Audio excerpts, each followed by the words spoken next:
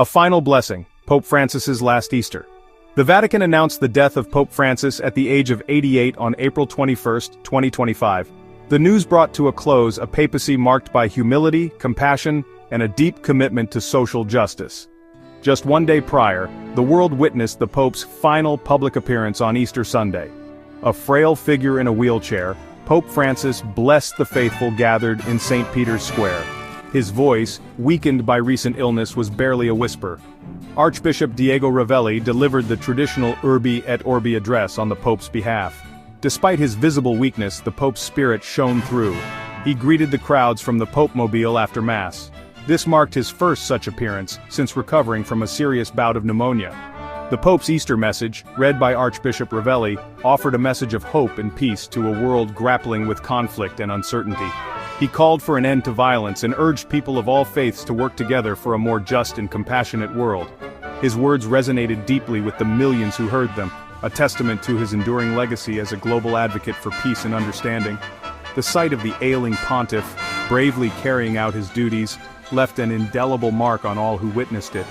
It was a poignant reminder of the fragility of life and the unwavering faith that guided his papacy. A difficult year, illness and recovery. The Pope's Easter appearance came after a particularly challenging period for the pontiff. He had been hospitalized for 5 weeks battling life-threatening pneumonia and a host of other complications. Doctors diagnosed him with acute respiratory insufficiency, a polymicrobial infection, and mild renal insufficiency. The severity of his condition became clear when it was revealed that his medical team had at one point considered halting treatment.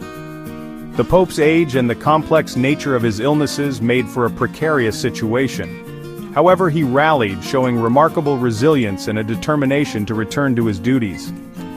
During his recovery, Pope Francis received visits from people around the world, all offering their prayers and support. He used the time to reflect on his life and ministry, reportedly working on a new encyclical on the theme of human fraternity. The experience seemed to deepen his already profound sense of empathy for the suffering of others. His release from the hospital on March 23, 2025, was met with relief and joy by Catholics worldwide. However, doctors advised him to avoid crowds and exposure to germs, a difficult task for a pope known for his personal touch and desire to be close to the people. A legacy of compassion, from Buenos Aires to Rome. Pope Francis's papacy was one of striking contrasts. He was a humble Jesuit who rose to lead the world's 1.3 billion Catholics. He was a staunch defender of traditional church teachings, yet he was also a vocal advocate for social justice and a more inclusive church. Born Jorge Mario Bergoglio in Buenos Aires, Argentina, he became the first pope from the Americas. His South American roots profoundly shaped his worldview, instilling in him a deep concern for the poor and marginalized. As Archbishop of Buenos Aires, he was known for his humility and his commitment to social justice. He chose the name Francis in honor of Saint Francis of Assisi, the patron saint of the poor and animals.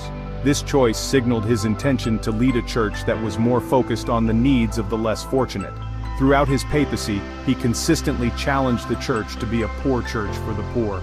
His papacy was marked by a series of groundbreaking gestures and pronouncements. He washed the feet of prisoners, including women and Muslims, during Holy Thursday liturgies.